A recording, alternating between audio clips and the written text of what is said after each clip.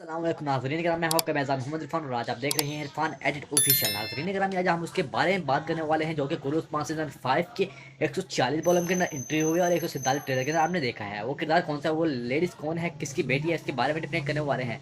यानी उसने अपना ताल्लुक जो है वो गुंदोज बेग के नाम से करवाया है और अपना नाम एलिजा तो खतौन बताया है। क्या ये असली गुंदोज बेग की बेटी होगी, इसके बारे में डिफरेंट करने वाले हैं। अगर आप हमारे चैनल पर नहीं हुए, चैनल को सब्सक्राइब करके जाइएगा, हमारी वीडियो को फुल वॉच कर लीजिएगा। नाज़रीन कराम, सबसे पहले बात करते हैं हम इस किरदार के बारे में। नाज़रीन कराम, ये किरदार जो होगा वो उस्मान बे के साथ देगा। जिस तरह आपने देखा था कि पिछले ड्रामे में सगीना खातून जो है उस्मान बे के साथ दे रही थी, क्या ये भी उस्मान बे के साथ देगी? यानी दोस्तों, ये आप सोच रहे हैं कि क्या गुलदोज बे की बेटी होगी, ये आप बिल्कुल गलत सोच रहे हैं। ये गुलदोज बे की बेटी नहीं है।